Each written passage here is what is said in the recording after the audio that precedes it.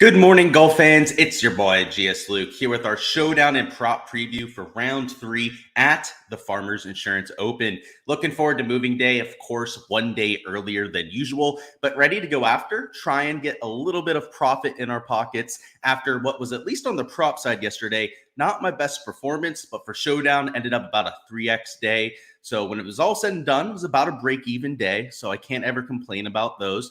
But moving day, let's make it a moving day in the right direction for our pockets. So looking forward to it. We'll go over any questions that you have down to chat, but more importantly, going to go through the golf course, weather, what to expect from round 3. And then afterwards is when we'll talk some DFS strategy and maybe your strategy attacking those prop boards. We've got Carolina down there, even though he's a little bit bummed about FanDuel locking. Welcome on into the live stream. Slappies only play FanDuel, right? They're absolute idiots over there. So come over and play some Draftkings, right? Where there's a bigger contest, bigger prize pools to be taken down, and frankly, what I think is the better product. So first off, welcome on in. Anyone around here, whether you got a coffee, whether you're just waking up, you're already wide awake, maybe you woke up at like 5 or 6, welcome on in and let's talk some golf.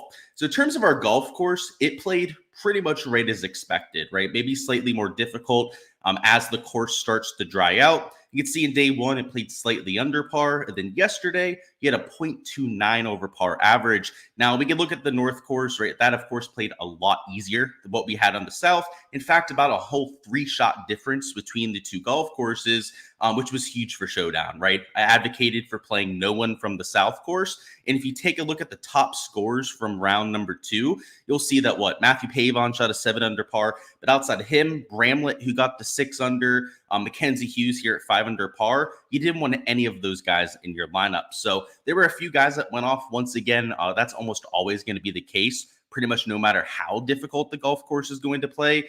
But, Pavon was probably the highest owned of that bunch, right? I think he was about 5% combined ownership.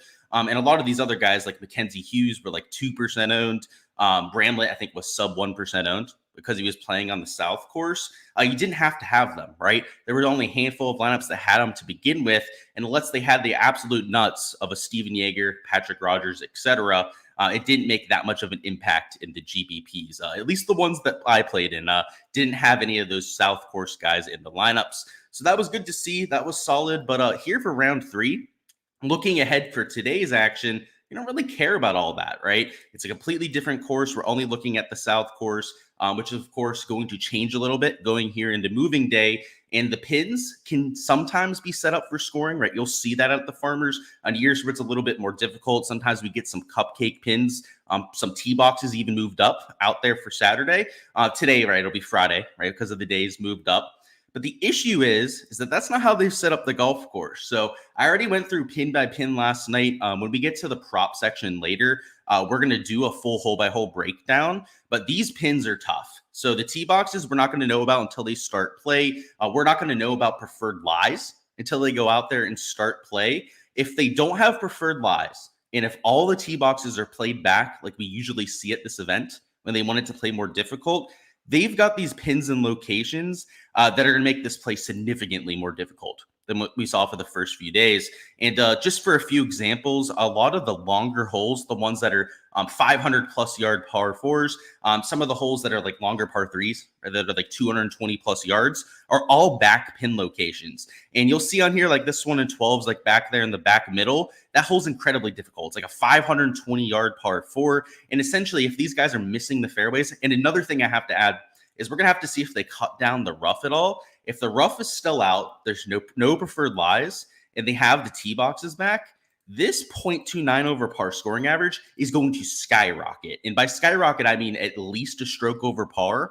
And that's also considering that we're going to have a better field average, right? These guys that made the cut are a lot better on average than the guys that were missing the cut. So there's going to be the skill level difference that's helping all the players. But if all of those conditions hold up, which is a lot of ifs. And in fact, I'm holding off on a lot of my prop exposure until we get that news. But if we get that news and it looks like they're trying to make this the normal old Torrey Pines, it's going to play significantly over par. So I'm hesitant on the prop side. I mean, if there's preferred lies, right, that negates a lot of that. If they end up moving up some tee boxes, right, that's going to negate some of the length, right? That's still a possibility. And of course, they might cut the rough, right? It's been a few days. If they're not going to play preferred lies, maybe they get out there with the mowers and cut down the rough. there's just a lot of unknowns that could change the scoring average. So in terms of playing Showdown, it's not going to impact us all that much, other than the fact that I think that there's a distinct possibility. What I'm projecting for right now is probably a 1 over par scoring average. I think they're going to try and make this more difficult. This event is typically one of the hardest playing events on tour, and it's not like they shy away from that, right? They pick tough pins. They let the rough grow out as much as possible coming into this week. So I think you're going to see that. The pin locations were the dead giveaway to me. When we go hole by hole later, you'll get just a taste for why I think that's the case. Like hole number 3, for example, is a 200 and something yard par 3, and they have it tucked just over the bunker, 6 paces on and 4 from the left. Well, a couple paces to the right of this pin, there's a massive slope that takes everything to the right, which means you either have to take on that pin just over the bunker, or bail out to the right? If you take on this pin over the bunker, if you miss left, you're short-sided and screwed. If you miss short, maybe you don't have the best strike of the golf ball, you're in the bunker. You send it long, you're over the green in some super deep rough over there. I mean, that's just one example, right? Hole number 12 is extremely long. Hole 11 is already like a 220-yard par 3. It's going to play like 235 out here for round 3. Let's see, where else? Just off the top of my head, some of the par 5s are pretty neutral pin locations. Like 18, for example, is a pretty gettable pin location, but that's one of the only ones on property. A lot of the easier holes, the holes that are like 370 to 425 yards, I believe there's 3 par 4s that fit that description. Almost all of them are in real tough spots. So we'll go hole by hole. You'll get a full idea for that towards the end of the live stream. But I think we're going to see a little bit of a different version of Torrey Pines, which has some of these inexperienced players up top. Let's see, let's sort this by score now, right? With Steven Yeager up there. So Yeager, Hogarth, Dietrich, Pavon, even like Michael Kim, somebody we took this week, right? And Aaron Rye, Emiliano Grillo are probably going to run into a lot of trouble today if they're not perfect with their ball striking, that is. I think it's going to be all about off the tee. I think it's going to be all about hitting it far and straight in terms of getting to a ceiling performance. Because if you're one of these bombers, let's say like a Hogarth, right? And you can manage to go out there and hit like 11 fairways again. That's pretty much what he's done. That's why he's been so effective over the first few days. Well, he might go out there and shoot 4 or 5 under par, right? Might go out there and have that ceiling performance. And for today, I think a ceiling performance is probably going to be something like 4 or 5 under par, but they're going to have to hit a shit ton of fairways. So a Dietrich would fit that mold, right? He's long, but he's not very accurate, right? He's going to have to find a way to hit fairways today. Same thing with anyone up here. I mean, even Tony Finau, right? He's a little bit more accurate. That's why I didn't single him out before. He also has a really good track record at the South Course. So I probably wouldn't bet against Tony Finau going out there and having a decent day. But some of these newcomers up here, even the bombers, I'm worried about, right? It's especially if they don't cut down that rough. So unfortunately, we can't get a report on that before lock on whether the cut's going to be rut down. I'll look at Rick Run Good's Twitter. I believe he's going to the event today. So if he is, and he happens to get there early and tweet something, that would probably be our only way to get that information. Unless you guys know somebody that's going to Torrey Pines and will be there before lock. So it's a little bit annoying that we can't get the info, right? I feel like for any other sport, that kind of information would be irregular, but that's what we're stuck with for today. In terms of our weather, we haven't looked at it because it's not going to play a huge impact. This HRRR model is calling for slightly higher sustained winds and wind gusts closer to midday. You can see right around like 12 p.m., midday there at Torrey Pines, up until about 1, 2 p.m. You do have that wind kick up ever so slightly, but it's not anything substantial, right? I mean, it's still sub 10 mile an hour winds. Your wind gusts are still only there at about 12 miles an hour themselves. So,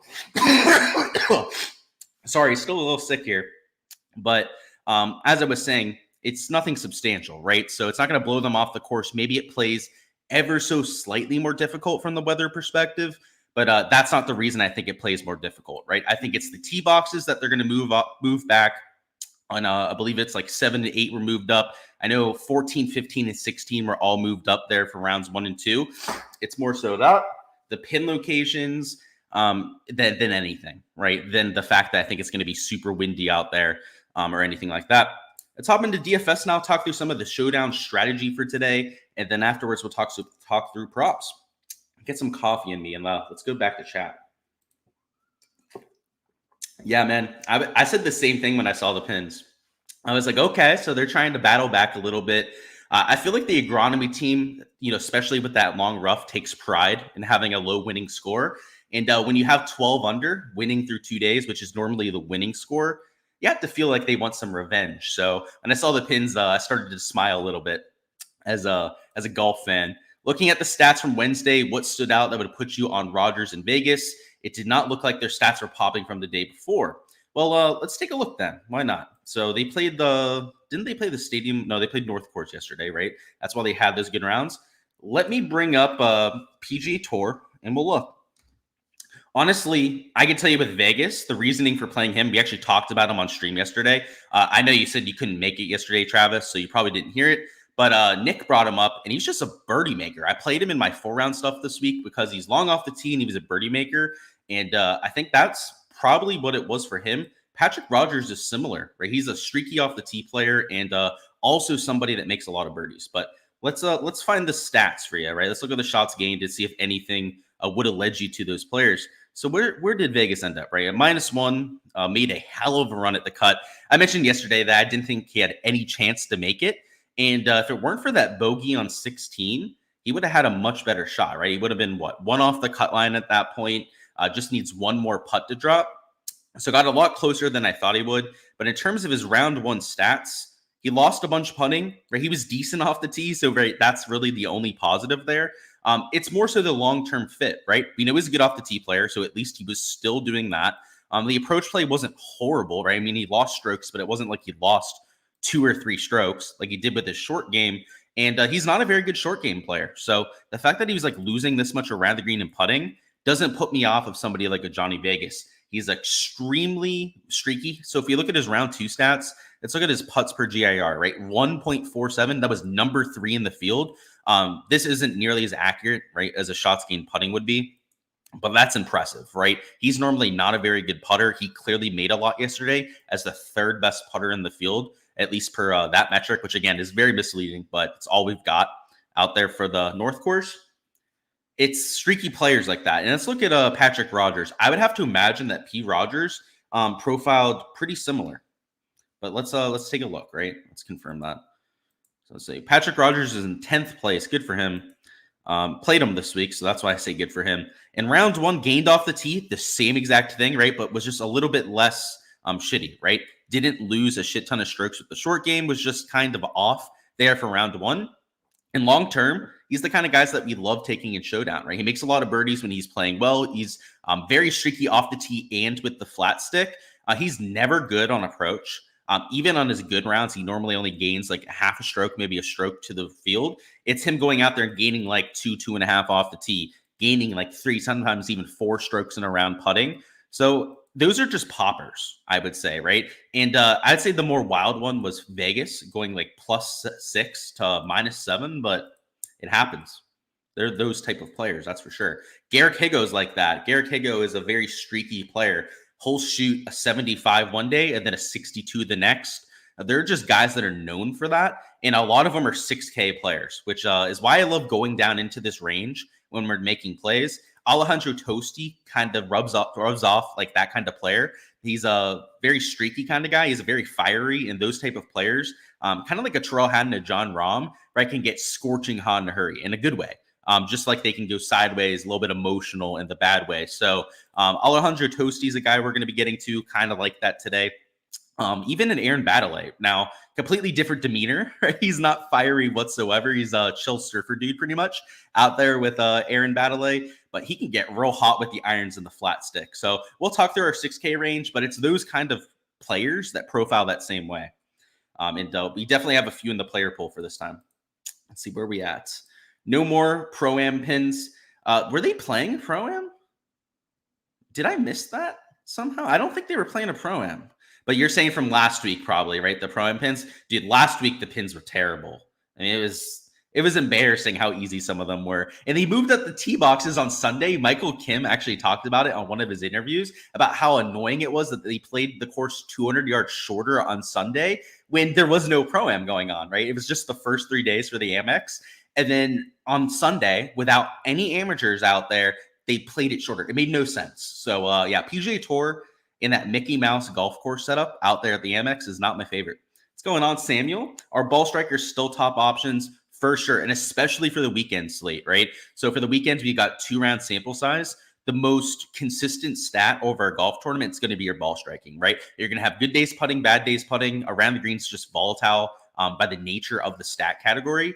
Yeah, ball striking's what you can count on, right? Now, it's not 100% hit rate, but out of all the stats, it's the most correlated. So it's the best to go off of. Where am I at on Rye? Really good ball striker. So if you're looking for that kind of profile to keep themselves in play, I love that. The only thing that's a slight negative, and it's only for DFS, right, is that he's getting some ownership. I've got him at 10% ownership, which is not out of hand, right? He's not somebody I'd consider chalk down here in the 7K range, but he is higher owned than everyone else, right? He's just slightly lower owned than I have an Akshay and a Taylor Montgomery at. And these are two guys that were fan favorites coming into this week as well. But it's because Aaron Rye's been doing it with the ball striking, right? So let's look at the shots gained metrics. Let me go ahead and check that over here on the PGA Tour website. So where are you at, Aaron Rye? There you are. T7, so great start, obviously. And on the South course yesterday, he gained across all 4 stat categories. He gained off the tee. He gained on approach. Obviously, don't have the shots gained metrics from round 1, but he hit 13 of 14 fairways, which is unbelievable. Honestly, whether it's at north or south, that is unbelievable driving accuracy. They have 25-yard wide fairways, which are U.S. Open size fairways.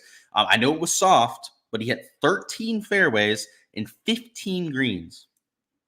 That's insane. And then yesterday, so obviously for round 2, he hit 11 of 14 fairways, which is still T8 in the field, which is fantastic. And then for his greens, he hit 13 of 18. On the harder South course, I could play some Aaron Rye. Let me double check my exposure real quick. I don't believe I'm playing him today. I made my lineups last night, so don't remember the entire pool, but let me double check. Yeah, I don't have him in my player pool. There are guys that like just slightly more around him, but that's a hell of a cash play. If I was playing in cash or even like a smaller, like maybe a 10, 20 entry, single entry, like where I'm just playing against a handful of other people, like one of the ones they post late over there on Draftkings, I'd be playing Aaron Rye. And I hate that I just said that. Yeah, those late contests where there's only like 20 people, I essentially play them without ownership in mind. And my ROI on contests, single entries less than 50 entries, is by far the highest compared to any other entry range. So a lot of that's because I'll play guys like an Aaron Rye, where I just won't care about the ownership here in the 7K range. So I think for cash, he's probably the best play on the slate. Can Bridgman be your Campos today? Let's take a look at his shots gained. And a shout out to Nick for pointing out our boy Campos yesterday. He balled out. There's just nothing else that needs to be said. He absolutely balled out. Let's take a look at Jacob Bridgman. So we're going to be looking at his stats from round 1. And in round 1, he did amazing stuff with the putter. But let's look at just the driving accuracy and green stats. Because look at this. He's 11 of 14 fairways. That's impressive, right? And 15 of 18 greens. Might be onto something, right? He showed the putter, it's capable of spiking a hot putter, as you saw there on Thursday. And then he had the ball striking going yesterday. Marry the two together, maybe you do have a ceiling round. So let's see. What did he do at South Course? So how did he drive it yesterday? He lost a little bit off the tee. That's not surprising to me. Torrey Pines is really tough to drive at your first time around. A lot of awkward angles. Also some blind tee shots that go slightly up and downhill. Let's see. So like this one, right, was only 287 offline. That's what you don't want to see, right? When you miss, you want it to be like the 290, 300 and just slightly off. You don't want to see the ones that were off planet Earth. Let's see. He's doing a good job here other than that one tee shot. I could be all over this. Yeah, I'm all over it. I know I was over on the other tab, so you guys couldn't see me going through his holes, but his tee shots weren't that bad. I know you said you don't love props today, but you're looking at any matchups. I still like props. I'm just waiting to see the conditions, right? I'm waiting to see if they cut the rough, if we have ball in hand, if they move up any tee boxes. And as soon as I get that information, I'm firing on props, but I don't love them before we get that information, right? Awesome. Thanks for the info. Of course, Jim, welcome to the stream.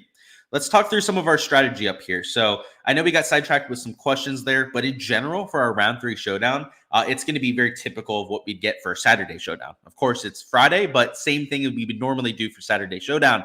And normally for a round 3 showdown, the chalk is all about the top of the leaderboard, right? The guys that are playing the best get the most steam for round 3 showdown. And that's going to be the case once again. So a Xander Schauffele, a Tony Finau, right, getting especially a lot of attention in this range. Nikolai Hogard right there, -11. Steven Yeager, all predictably high owned compared to their peers. So it's not like you have to fade all of them in your lineups, but I would say that those guys at the top are playing with the most pressure. They're going to be playing with the most to lose of anyone else on the leaderboard. And sometimes that can make you a little bit conservative, right? You're maybe not as aggressive as you should be when you're going out there and trying to win a golf tournament. Whereas anyone that's chasing has a little bit of a better mindset, right? Guys like Cantlay is probably not the best example, but a Max Homa for sure, a Keegan Bradley there who just made the cut at -3 are all players that know they've got to shoot like a 66, a 67, right? Go out there, shoot 5-6 under par to move up to that top 5, that top 10, and have a chance on Sunday. And for somebody like a Keegan, a Max Homa who have multiple tour wins, that's really all they care about, right? Now, Keegan Bradley probably cares a little bit more about a top 5, a top 10, but he couldn't give a rat's ass about finishing in 30th place. So you're going to see these guys go out there, go balls to the wall, which is what I prefer for my showdown plays. And the added bonus is that they're not those high-owned plays, right? They're not getting as much attention as some of the guys that are at the top of the leaderboard. And that's how I play round 3 showdown. It's always been the case. It always will be the case going forward, is take that game theory approach, right? Take some guys that maybe just made the cut because you have that double whammy, right? Of guys being aggressive and at lower ownership. So Patrick Cantlay, I like it -6, right? Slightly lower owned. The thing I like about Patrick specifically and watching him yesterday, this is an eye test thing, is first, I think it was 12, maybe even 13 holes, was atrocious. The guy could not hit a shot for his life. He was missing both ways off the tee. He was playing Army golf, going every which one way. And on top of that, he wasn't making any putts. I mean, he'd have like 6-7 footers for par, and he was missing them all day. By the time he got to the back 9, though, and I think it was, I forget which on-course reporter was with him. One of them, though, was saying that it looks like he's really working on his swing. And then all of a sudden, he was like, it's like a light bulb went off. He went out there, he made 3 birdies on his last 5 holes. He was hitting shots to 5-10 feet. He actually missed a few makeable birdie putts over those last 5 holes, or it could have been even better than what it was. And he looked like the normal Patrick Cantlay. I saw him on the ESPN Plus coverage on was Wednesday for your first round. He did not miss a shot over there at the North Course, and for whatever reason was horrible, right? The first 12, 13 yesterday. So he found something. Hopefully he'll go out there and repeat that going into today. He's going to have more time to get ready for the round, right? He'll have at least like an hour and a half on the range if he wants to try and find whatever that feel was, right? And lean into whatever happened over those last 5-6 holes. So I like that for Patrick Cantlay. And on top of that, he's not high owned. So hopefully can lean into that. I don't have any exposure for outrights for DFS this week. He's somebody that I faded. And if he goes out there and smashes for round 3 showdown, at least I'll have some sort of exposure, right, to him going out there and doing so. So a little bit of a life hedge there. And also, I think it makes sense given how he hit the ball for the last hour or so out there. Xander Schauffele is pretty chalky. Guys like Aberg and Minwoo, though, are really good pivots down here at just like 18, 19%. We talked about Tony Finau getting some attention. You could play him if you want to, right? Just differentiate down there in the 7K range. Would be an easy way to offset that. Love Keegan Bradley as a chaser. Sahith Theegala, right? Another guy that's chasing that. I'll definitely be playing today. So I'll give you guys that one. He's an outright bet of mine. Of course, a core play for this week. So I'm really glad that he rallied to make the cut. And screw Colin Morikawa. Him hitting that ball into the shit on 17 was inexcusable. There's no reason to club down and then hit a ball into the hazard. So maybe he had something to do this weekend, a sporting event to get to. Maybe his wife and him had some function that they promised to get to, because it's almost like he literally gave away the cut on purpose. So is what it is for Morikawa. He almost made an eagle on 18 to make the cut, which was pretty wild. But Sahith Theegala respects the coin, right? He wants to be there for the weekend. He's not married. He doesn't have to deal with any of that family BS that maybe Morikawa was drawn into. Who knows? But Sahith Theegala, right, just baller. I love him for Showdown. He's always an extremely aggressive player, whether he's playing well or not. And at -4 has nothing to lose. So he's going to lean into that. Sahith is looking to either shoot like a 65 or 75 today, which is what we want in a Showdown play. So add him as a little bonus play down as a yes. Justin Rose at $8,300. Another guy who has elite course history. He's really good on POA. which is the main reason that I'm playing him here. And on top of that, right, is around a super high owned Nikolai Hogard. So maybe the ownership number comes in even lower as people want to play a chalky Hogard. I understand it. Hogard shot like a -5 at the South course, so it's proven that he's already figured out how to play the course. But he's I believe, a second round ever around the South course, so it might be proved to be a little bit more tricky than he thinks. Bo Hostler down here at $7,800, -6. The real thing with Hostler is that he just looks like a better player now. He looks like a much more consistent player now. And in the past, he was always a showdown play because of how hot he can get with the flat stick. And now he's consistently been gaining with the irons. He's also been a lot better off the tee than he used to be in the past. So now you have this little bit of a ball striking floor with Hostler with the upside to go out there and spike for like 4 or 5 strokes putting. So in Showdown, he'll have his days, right? It's not every single week that you're going to get that nuclear round, but when you get them from Bo Hostler, he has a slate breaking upside. So I play him most times we're playing Showdown slates. Not that much chalk in this range, right? You have guys like Batia, Montgomery getting some attention. Rye, who we mentioned before, also Emiliano Grillo, because he's at -8, is there at about 10% ownership. But guys I like getting to are maybe a little bit cheaper. So being a little bit more aggressive up top. So a lot of my 7K exposure is down here in the cheaper range. And there's even some 6K plays we're going to talk about too. But Vince Norman, long off the tee, a birdie maker, was a winner on tour last year, 4.5% ownership. So you're getting quite the ownership discount there for one of these players in the 7K range. And what I like about Norman is he's got the skill set to take on this golf course, right? If they still have that rough long, if they've got some tough pin locations, he's got the high ball flight to stop the balls on the receptive greens. And on top of that, he's real long off the tee, so he can go out there, be aggressive, and he can get out of that nasty rough, like I was saying. So 4.5%, I like a Vince Norman. Tom Hoagie, completely different type of play, right? He's not that long, big, strong player like we have with a Norman, but Tom Hoagie is an extremely skilled iron player. So on those par threes, maybe he can throw some darts in there, right? He's a really solid long iron player, and he's got to have a good day off the tee, right? If he's going to go out there, have that spike performance for us, Tom Hoagie's going to have to find a way to hit fairways. So if he's a little bit off the tee, he's probably going to shoot like a 73, a 74. But if he can keep it in play, he has upside because of the iron play to always go out there and take it low. Toasty, I mentioned before, another bomber, another guy that's real hit or miss, right? A player that goes for it in terms of his score. And at -5 is probably going to go out there and be as aggressive as most would be. I like Aaron Baddeley, mentioned his streaky putter before. And he's, I think, the cheapest player I'm getting to on the slate. But there's a handful of other guys down here in the 6K range that I'm getting to just to spend up. This pricing is extremely soft, especially down here in like the 8 and 9K range. We have a ton of options to work with, and a lot of them that are cheaper than what they were for your 4-round contests. The result of that is that if you want to stack like 3-4 guys up here in the 8 and 9K range, if you go down here and take an Aaron Baddeley, it unlocks that kind of lineup construction. So I'm being extremely aggressive with my salary. The South course is a major championship type of test, and a lot of times your best performances are going to come from these top tier players. And other slates where it's a little bit more of a birdie fest, a lot of times it's just all about spiking a upside round with your putter, right? Going out there, getting a ceiling round with the flat stick. This isn't that type of golf course, right? You've got to ball strike it to death to go out there and play well around the South course.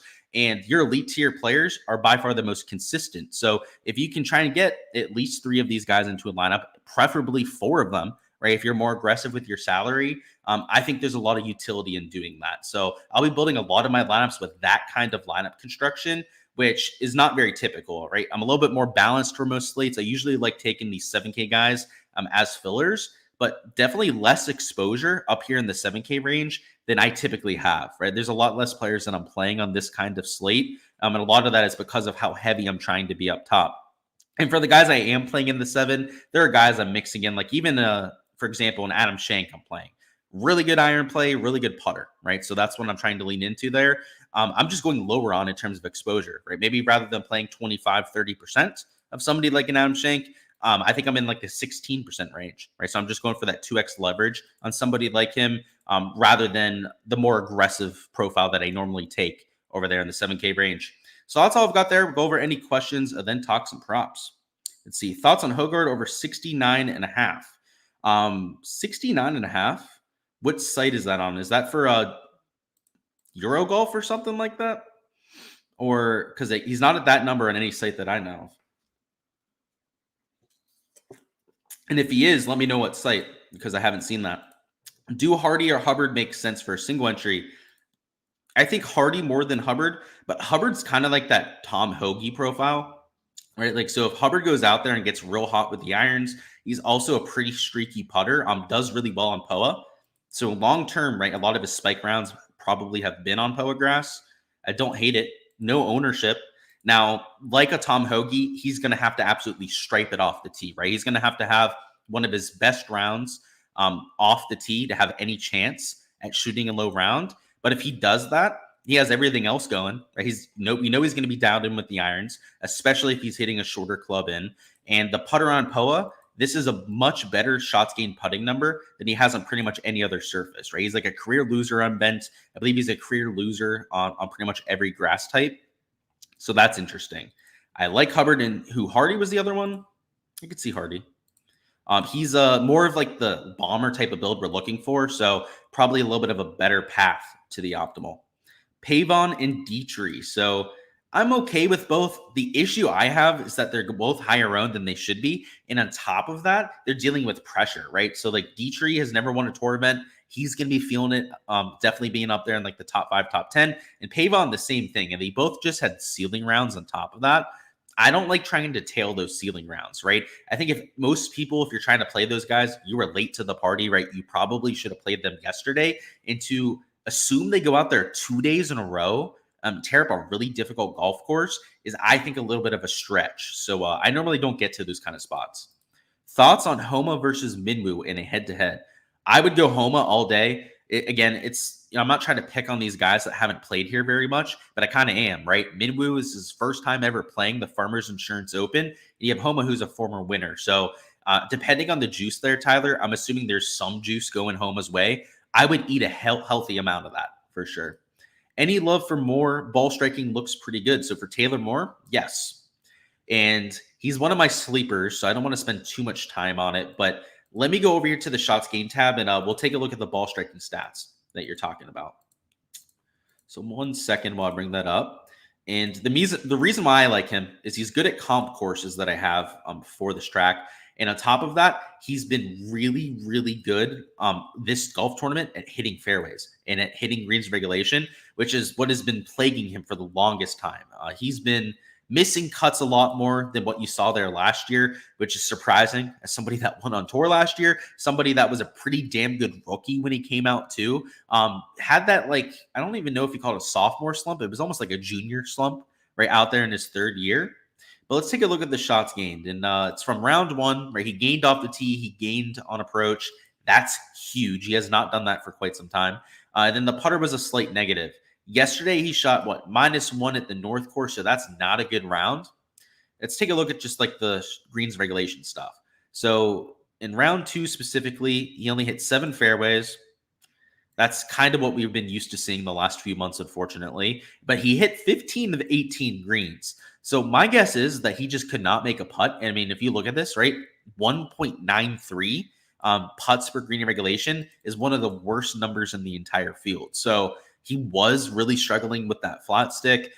He was pretty much 2-putting every single green in regulation, which meant he wasn't making any birdies out there, right? His one birdie on a par 5 was probably him reaching in 2. And then he probably had a few tap-ins that he was making there on holes 6 and 13. So I could see him with the bounce back. What I like about Taylor Moore is on golf courses where you have to hit the ball well off the tee, he has rounds where he's just lights out, where he hits almost every fairway. He hits it a country mile.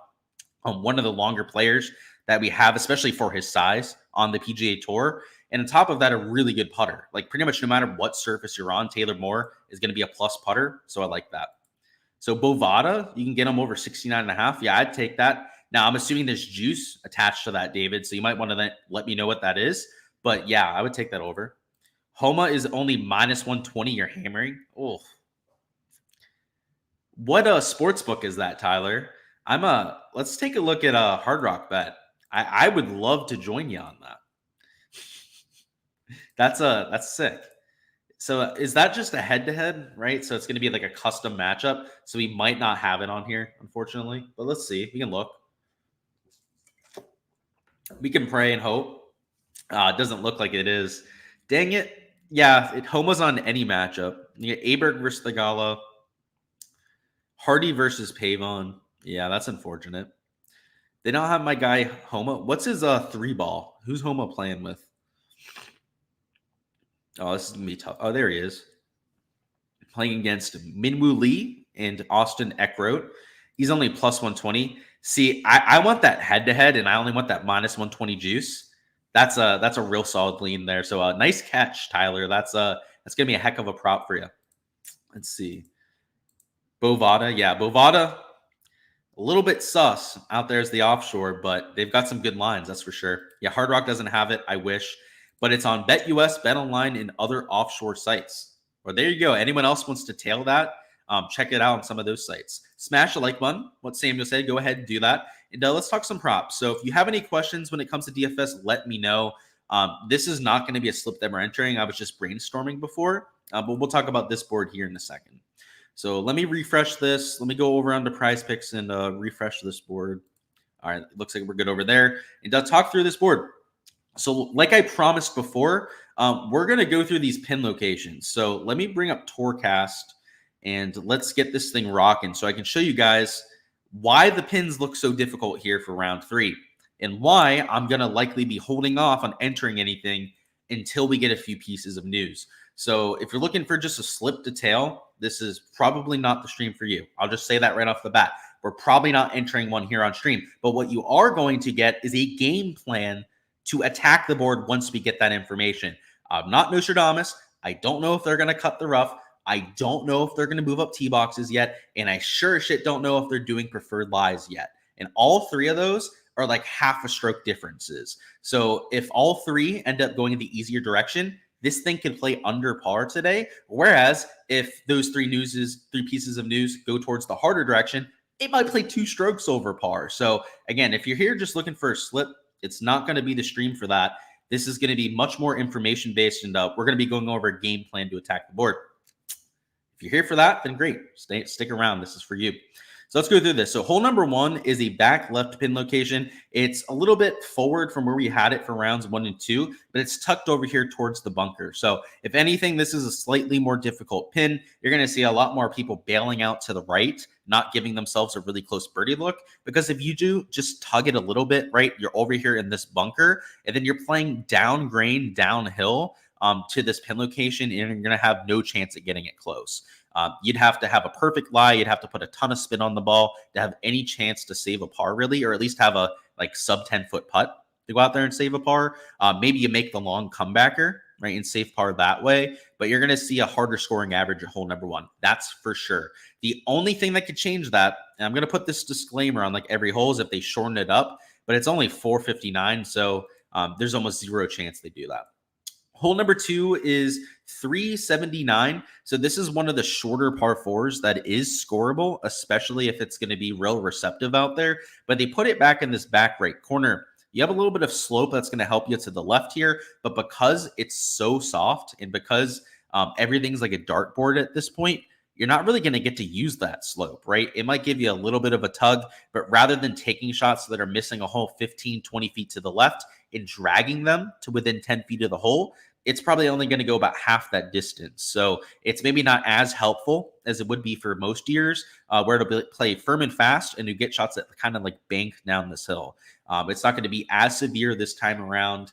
And in terms of the difficulty of the hole, I don't think it's going to change all that much, but maybe play slightly more difficult because it's longer, right? It's closer to like 395 yards as opposed to the 379 yard mark like we had here with the front pin location. Next up, we've got the really tough pin. I actually mentioned this one before. This hole played to its full length, so it'll probably do that once again.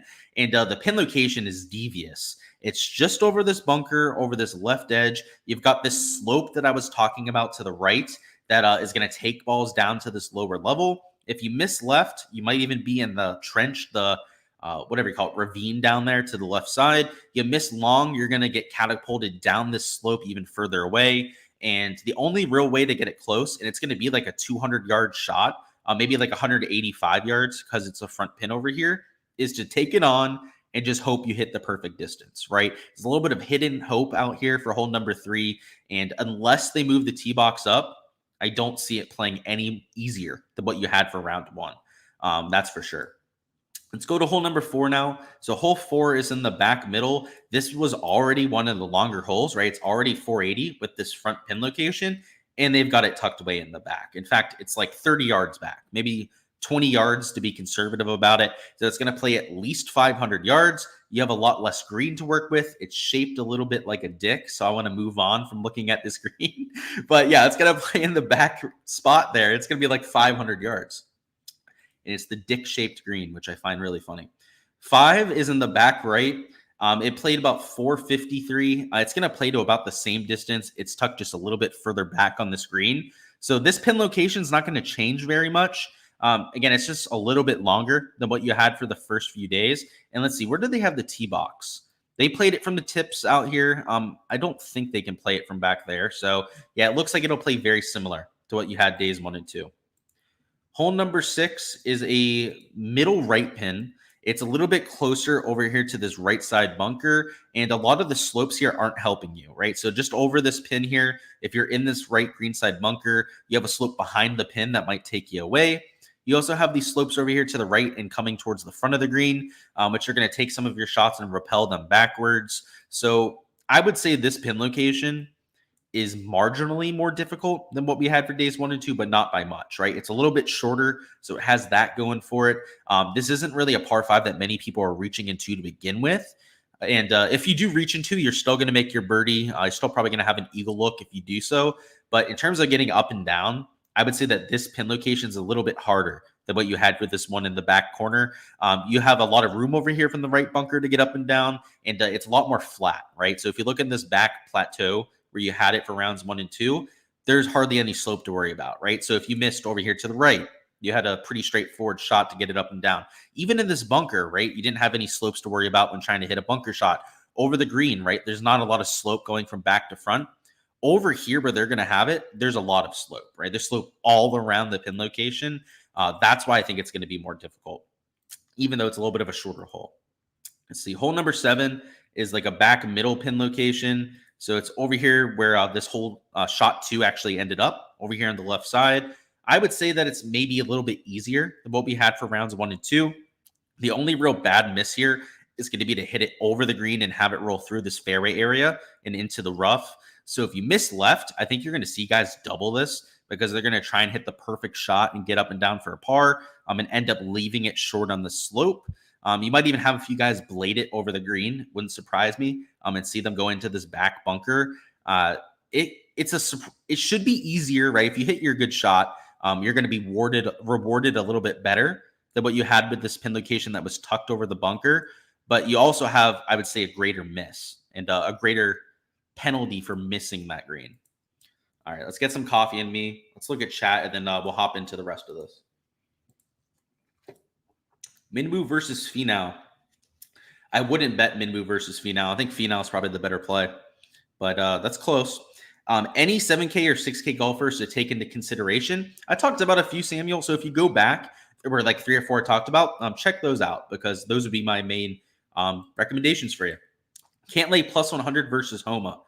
I don't even know if I'd take that. Honestly, I think Homa might be my play there. Michael Kim for the win. I'm hoping so. I've got that top 20, so at least give me a top 20, that's for sure. But I'm right there with you, Jimmy. Thoughts on Pendrith or Hughes today? So if you're choosing between the two, I like Pendrith, and it's because he's a better course fit, right? Longer off the tee, good with the long irons, strong enough to get out of that long, burly rough. Mackenzie Hughes and DFS, though, right? Like if you play Pendrith if you're not worried about ownership. Right? He's also going to come at higher ownership than Hughes, but somebody like Mackenzie Hughes is going to be super low owned, and he has a lot of putting upside. So I don't hate that. You forgot you had a ride to win bet without Xander, Cantlay, Morikawa, and Homa. So come on, Aaron. Good luck with that. That's 6. That market, if you got 30-1 on that, that's not a bad number without those 4 or 5 studs up there. So best of luck to you. That's I like those prop bets. They're you can find some value. Like Aaron Wright, 30-1. That was a pretty damn good value considering that. So good on you for that. Let's look at hole number 8 now. So 8 is tucked here in the back right. It's up on this top shelf. So we'll show that first, right? It's over here in the back right. You've got this false front in front of it, which a lot of people were falling victim to from rounds 1 and 2. But the main difference here, right, is they're not going to have this tee box moved up. I can almost assure you that they're going to play it with the full distance. And instead of hitting 9 irons in, like you saw a lot of players from rounds 1 and 2, they're going to have to hit something like, I don't know, an 8, maybe a 7 iron, right? So adding just a little bit more difficulty with going back to 10, 15 yards. They're probably still going to be hitting like 8 irons in. Some players are probably still going to be hitting 9 irons in, to be frank, but it's going to be ever so slightly more difficult. It's tucked more to the right?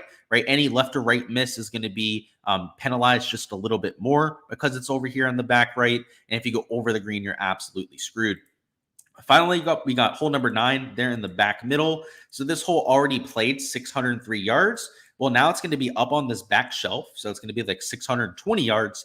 And then you have this slope in front of it that's going to absolutely screw people. So whether you're going for this in 2 and trying to get up and down from the top shelf, it's going to make those shots pretty damn hard, to be frank. And on top of that, if you're going to try and spin balls, so let's say you laid up, right? It's a long par 5. You're going to see guys lay up to like a 600-yard par 5.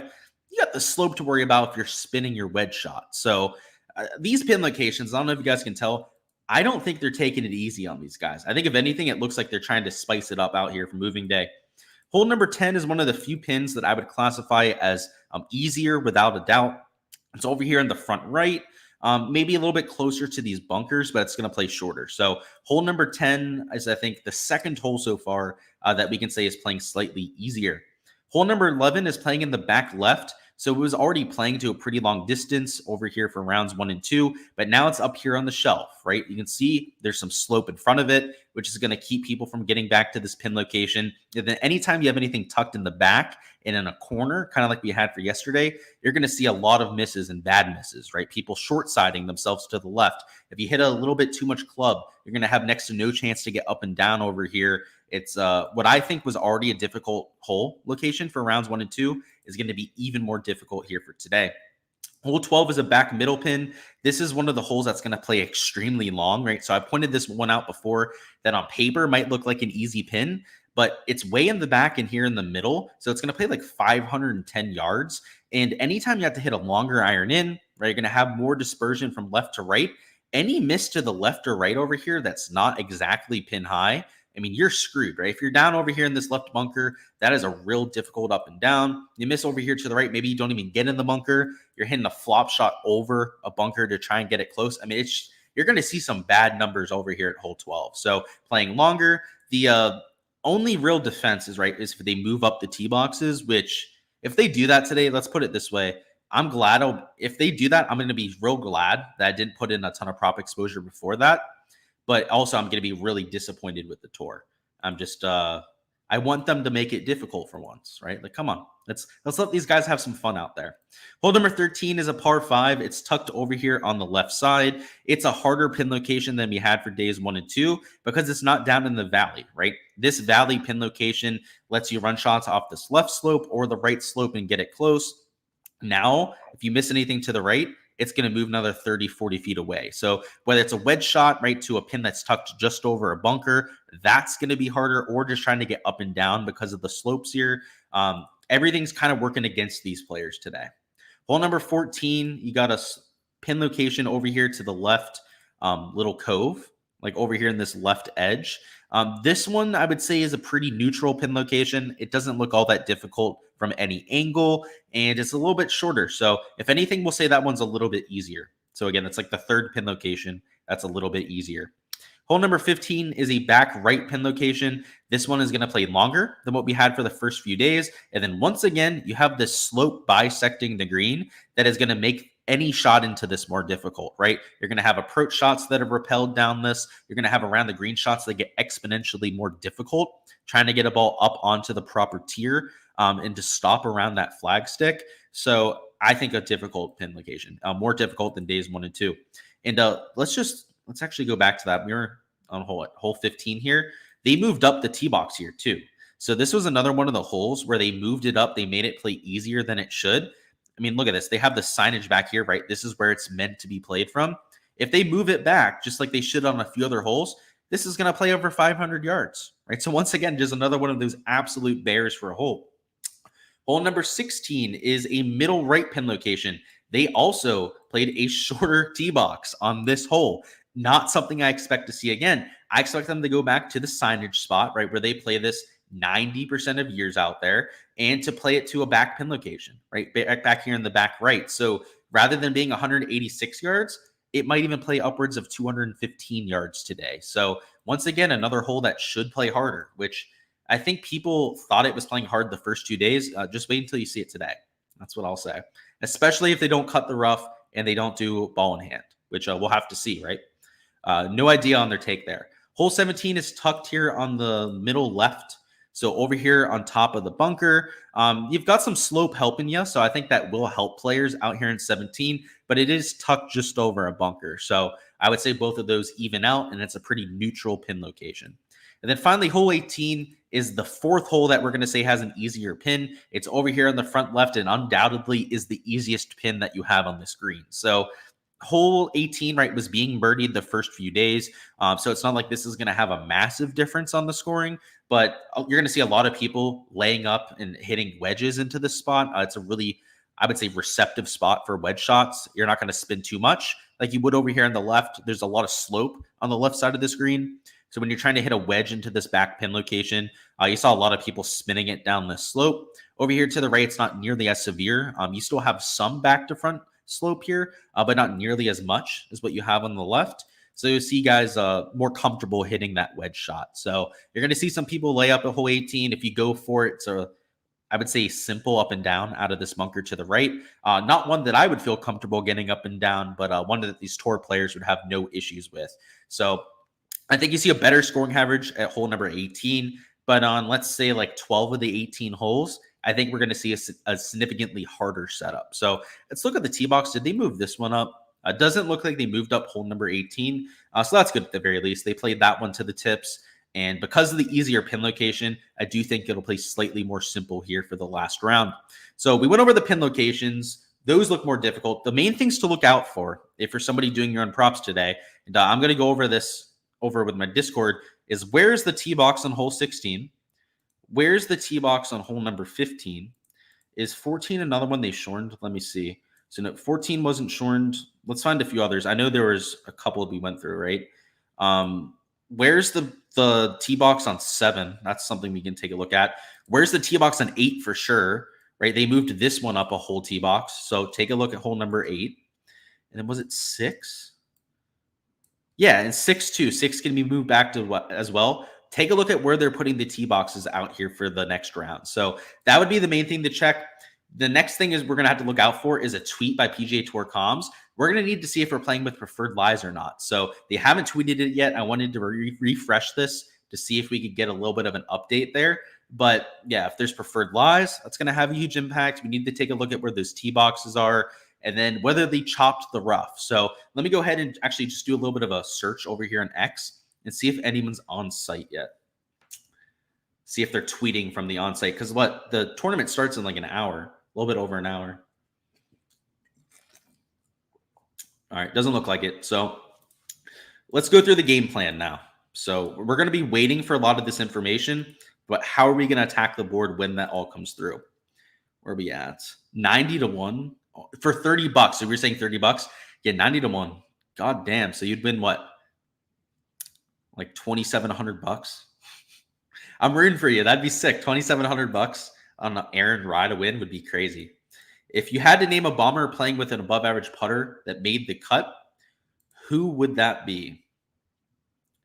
So we're going to not talk about like elite tier players because they're like all bombers that are good putters. So you're looking for somebody that made the cut. Okay. An above average putter that's a bomber. Okay. That's easy. Bo Hostler. He's maybe not a bomber. So let's probably not go with that. Vincent Norman. Vincent Norman has above average days putting. So you could say him. Who else? Thomas Dietrich, I would say, is one of those players, but unfortunately he's chalky, right? Maybe that's why he's playing so well here, is because he is that bomber that putts well. Let me give you one more. Let's find another one in the sevens. Patrick Rogers, right? Bomber, a really good putter too, especially on POA. Those are a few examples for you there. Why is FanDuel locked? Round doesn't start for another couple hours because they're slappies. They're they don't know what they're doing. Kevin Campbell's out here laughing. McNeely was your long shot bet this week in his good position. Does he have the game to get it done? If you took him for an outright, that's probably asking a lot, but I mean, he's gone into contention before, so crazier things have happened. I just took him as a long shot in DFS, right? I played him in some lineups. I believe 15% in my personal exposure, and on one of the podcasts that I did this week, it was We Know Fantasy with Nate and Jake. Did a little podcast talking the DP World Tour and the PGA Tour event this week.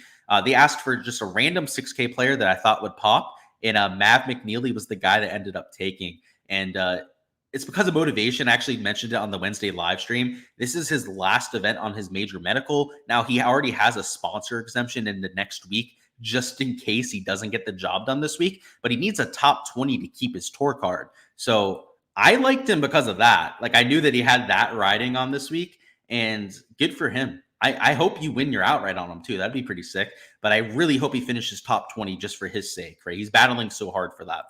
You like Norman, he won you some cash. Great call outs, Luke, and love the Patreon. Thank you, NFT. Best of luck today. And yeah, Norman's won me some money too, especially on Showdown.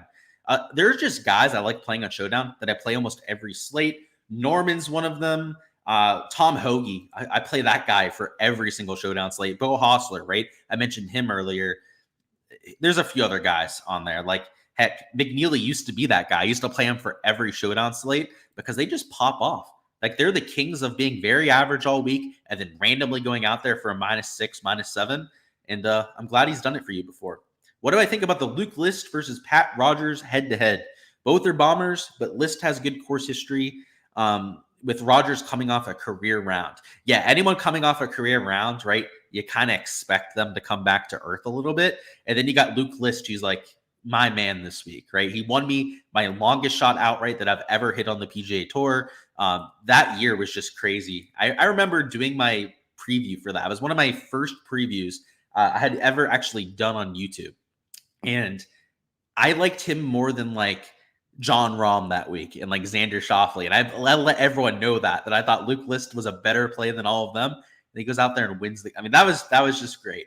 So love Luke List here. Love the course history. He putts well on POA. He's putted well in 5 of his last 8 golf tournaments. We know about the ball striking. Guy is an absolute stud at hitting his irons.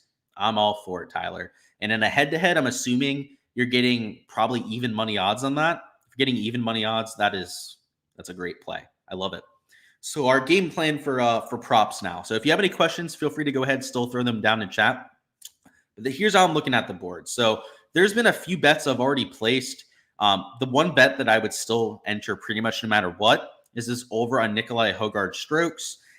Again, with these difficult pin locations, I think this place is going to play a lot more difficult than what people expect. And you've got a lot of elite tier players on here that I took for overs on birdies. For example, I had Cantlay and Homa both at 3.5 birdies or better, but both of those ended up getting bumped. So what I'm looking at here now is if we have the full length of the golf course, if there's no preferred lies, and what was the last one? Right, preferred lies, and then the rough, right? We got to make sure the rough wasn't chopped.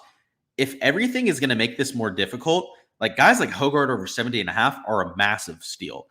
If it's going to play a stroke over par, for him to shoot a 70 would be gaining 3 strokes to the field. And asking really anyone to gain 3 strokes to the field is asking a lot. So, for example, they have Xander Schauffele here at 69.5. If all of those difficult factors come in, which I kind of think they are, we're going to have to see though.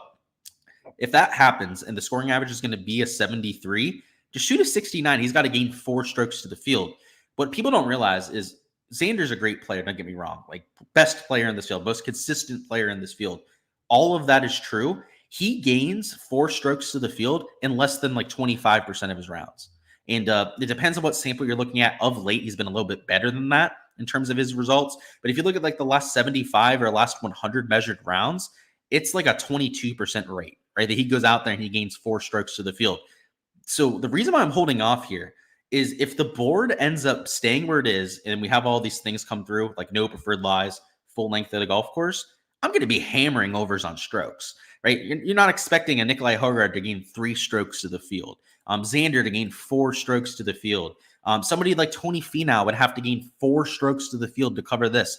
Like, I love Finau this week. He's one of my top plays in DFS. He's in all my top lineups, but I would fade him at 70 if we end up getting that news. So this is why I'm holding off. If we end up not getting that news, I think a lot of these lines are fair, right? Let's say that there's ball in hand today. Let's say that they do shorten up a few holes on the golf course. Then I think these numbers are a lot more fair, right? Which is why I would maybe hold off on guys like a Xander and a Tony Finau now. But I'm okay fading Nikolai Højgaard because of the pressure he's going to be under today. And then the fact that he's at 71.5 strokes on books, right? So there's a little bit of a difference out here with the Højgaard prop. And the other side of a lot of my exposure, right? I mentioned birdie or better overs. So if anything, especially if the conditions aren't, if we do get ball in hand, right? If the pins aren't as bad as we think, Grillo over 3 birdies might not be the worst look. He's a better than average birdie maker. For round 1, we had right around a 3.2 birdie average. So he's actually projected below that average, and a player that, again, is a slightly above average birdie maker. So we'll leave this in the cart for right now, but personally not going to be entering very much until we get that news. So let's go over here to the prize pick side, see what we got over here. The board's priced very similarly, but you'll see that like Grillo's up at 3.5. So again, it's not a bad discrepancy right over there in Underdog. That's another reason you might want to take his over. You have guys like Dietrich up at 3.5. Shane Lowry was at 3 over there in Underdog to drop, right? He's at 3.5 on prize picks. So a little bit of line shopping there. And then over here for strokes, they have a very similar level of pricing, right? You can see they have like guys like Jaeger at 71.5. He is at 71 over here on Underdog, and actually somebody I've considered taking for an over. I've been thinking about entering this prop myself, so I'll at least leave it in the shopping cart for right now. Let's see what else.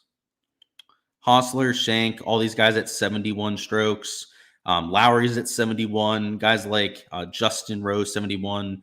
71 for Keegan Bradley, I think are all relatively fair projections. They do have Akshay at 71.5. So another over, I have to admit, and I was thinking about, was this Akshay Bhatia at 71.5.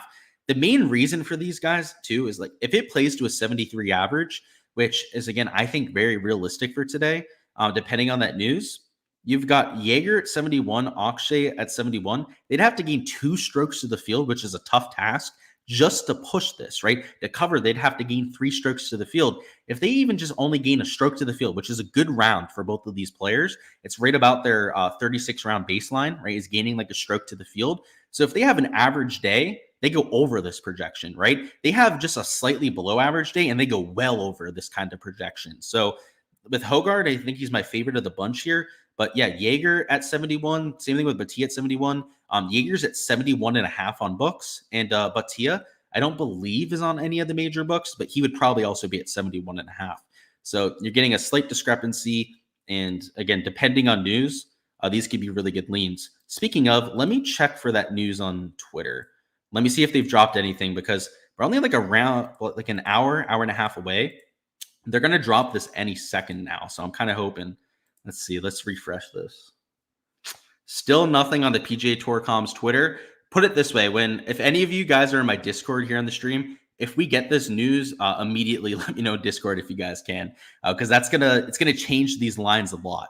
If they say that there's no ball in hand here for round 3, that's gonna make these lines probably all go up at least 0.5, and on prize picks too. So it's gonna be a little bit of a mad rush there. And let's give you the game plan, right? If we end up getting no preferred lies, if we get a report that says the rough is still super long, super lush, you're going to be wanting to hammer some overs here. And my favorites are the ones that we have on here, but like a Jaeger over, a Bhatia over, a Højgaard over. The issue becomes is trying to find pairings, right? Because if this course is going to play harder, then I think 3 birdies is pretty fair for a Grillo. I think that 3.5 birdies for a Keegan is a pretty fair projection. A lot of the guys, I think Dietrich, what is he at? Is he going to be up to 3.5 birdies now? Let's double check him. Yeah, right. He's up to 3.5 birdies. Like, I think if anything, that's maybe slightly too high. So it's going to make the other half of the equation a little bit more difficult, but it is going to open up a ton of value for some of these overs on strokes, which over here on prize picks are a little bit easier to build lineups with, right? You don't have to worry about the correlation as we do over there. So maybe you try and pick off some of these guys at 71.5 and take their fades. Minwoo Lee, right, playing at a course that he doesn't have a lot of experience at, right? I hate to say it. Like, I played him in DFS. I'm rooting for him, right over there for my main slate stuff, might be a fade on a day like today. I mean, heck, even a Hogard at 71 strokes is probably a fade on a day like today. So you're going to have to finagle some slips to try and find some payouts that you're okay with in terms of the payout shift over here in Prize Picks. But at least what I'm accounting for right now is the board to maybe be a little bit more difficult with some of that news. On the flip side, if we get ball in hand, if for some reason we get news that the rough was cut right after the first 2 days, well, then it's going to be under central, right? So this is why I'm holding off on my news, because like guys like Aberg would be a great under if we got all of that positive news. A Tony Finau at 70 and a half would be another guy I'm looking for an under, right? If we get that kind of news. So it's a lot going to hinge on what we get here in probably the next 20, 25 minutes. So we're going to be ending stream before then. That's why I wanted to give you guys this little bit of a game plan. And in terms of unders on strokes, the value's over here on Prize Picks. In terms of the overs on strokes, the value's over here on Underdog. So if we get harder news, you probably want to play an Underdog. If we do get the news that it's going to play easier, you want to play on Prize Picks. That's going to be the game plan for today. Of course, Tyler, I gotcha. Can we cook up a 6-man on Prize Picks? We cannot because we don't have the news. And I'm waiting on that. It's the prudent thing to do. Robert says Valimaki, for DFS, that is. Let's take a look at his shots gained. So he's struggled a little bit ever since coming over from the DP World Tour. But let me find his shots gained for you because, it's going to take him a few weeks to probably get used to playing over here. But when he does, it's going to translate very well. He was a spike player out there on the DP World Tour. So let's find Mr. Valimaki, which I'm glad he made the cut. That's a good step towards trying to improve all of that. So where's he at? Here he is. So on his one round on the stadium course, he gained across all 5 categories. He shot -5 at the stadium course, which is unbelievable, right? I mean, that's 5 shots, a little bit over 5 shots better than the field average. I like that a whole lot. On the DP World Tour, he's the kind of spike player that would make a lot of birdies, which is what we're looking for in a Showdown type of format. So in 4-round stuff, I think he brings some volatility, right? He's going to have some blow-up rounds, but in Showdown, you're going to see him go low like you saw from round 2. The unfortunate part is that he might have used up his ceiling round, right? Like I said, he's a little bit volatile. He has his ups and downs on the DP World Tour, and he just had his up day. So that makes me a little hesitant that he might go out there and blow up from round 3. But if you want to tail that performance, I mean, look at this. He gained across all 4 categories. Then I couldn't blame you. I mean, he's playing well. He's gaining a bunch off the tee on approach. Over a stroke and a half gained in both categories. That's impressive stuff. Any thoughts on Captain Mode Showdown? Doesn't seem like too many good contests, but you like the strategy aspect? Yeah, I agree with that, right? The contests aren't great. That's why I don't do a lot of it myself. But I do like the strategy aspect of trying to really hunker down on one player. And a lot of times, Paul, the optimal strategy for that is to try and find a popper in the 7K range and use them at captain, right? So take one of those like medium price type of players, try and find a ceiling performance, and then you can mix in a lot of top tier players because of the salary that you're saving. So that's how I would attack them. I really like the strategy aspect. And you'll see a lot of people put like captains on their top tier players. And then they have to use a lot of shitty guys down low, right? That's what I try to avoid. What's going on, Mondo? Your usual shout out to Bads. I love Bads today. He made the cut at least. A lot of popular plays didn't, so you could just drive it in the fairway more. I like him a lot. I'm playing him today. So he's actually one of the plays that we went through together. So I agree with you, man. And appreciate the shout there, man. Have a great Friday as start to your weekend here, everyone out there. All right, I think that's all we've got for the live stream. Like I said, a lot of our prop exposure is going to come down to this news from the PGA Tour.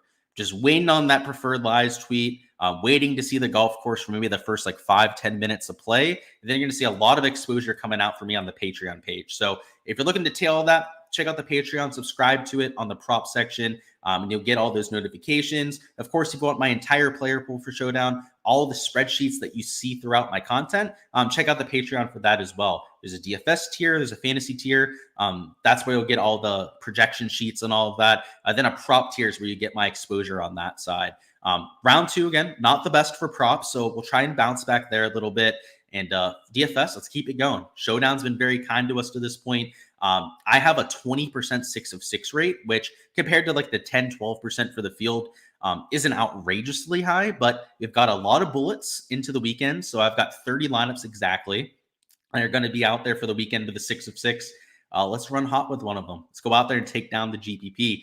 Appreciate it. Appreciate the support here. Smash like buttons. Subscribe if you haven't already so you don't miss any of the live streams in the future, including our round 4 stream, which will be tomorrow morning at 9:30 a.m. Eastern. See you there, and let's have ourselves a moving day.